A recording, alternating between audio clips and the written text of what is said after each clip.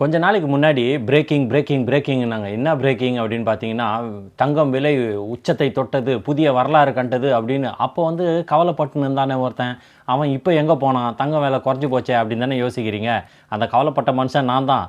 ஆனாலும் இப்போவும் கவலை தான் படுறேன். தங்கம் விலை கொஞ்சம் கொஞ்சமாக குறைஞ்சாலுமே, இப்போவும் நான் கவலை தான் படுறேன். ஏன் அப்படின்னு கேட்குறீங்களா? அதுக்கு காரணம் என்னென்னா, எதனால் இந்த தங்கம் விலை திடீர்னு குறையுது, ஏறுது, குறையுது, ஏறுதுன்னாக்கா, அங்கே வந்து ஆசிய கண்டத்தில் நடக்கிற இந்த போர் பதற்றமான சூழ்நிலை காரணமாக தான் இதெல்லாம் நடக்குது.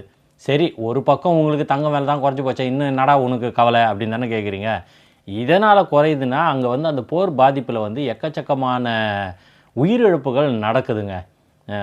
பிஞ்சு குழந்தைகள் இருக்கிற இடங்களாக பார்த்து குண்டு போடுறாங்க. அப்புறம் பெரியவர்கள், முதியவர்கள், வயதானவங்க, இவங்களாம் இத்தனை உயிர்கள் பலிக்கு அப்புறம் நமக்கு அந்த தங்கம் விலை குறைஞ்சி கிடைக்கணுமா அப்படின்ற ஒரு கவலை புதுசாக வந்து இப்போ என் மனசை வந்து ஆட்கொண்டு இருக்குது.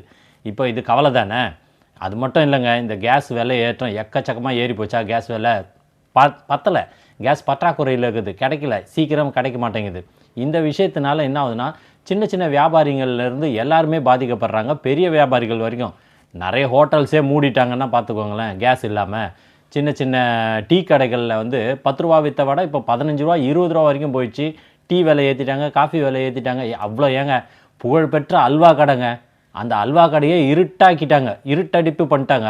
ஏன்னா கடையை மூட்டாங்க. இப்போ அந்த மாதிரி சூழ்நிலை எதனால் ஆச்சு? இந்த கேஸ் விலை ஏறி போகிறதுனால தானே.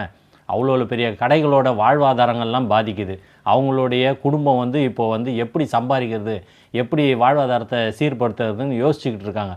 இந்த மாதிரி எல்லாரையும் வருத்திட்டு தான் நம்ம வந்து தங்கத்து விலையை குறைச்சி அந்த தங்கத்தை வாங்கி மேலே போட்டுக்கணுமா? இந்த கவலை இருக்க தானே செய்யுது. எனக்கு இருக்குது, உங்களுக்கு இருக்குதா என்னன்னு எனக்கு தெரில. அதனால் இதை உங்களுக்கு சொல்லணும்னு தோணுச்சு, சொல்லிட்டேன்.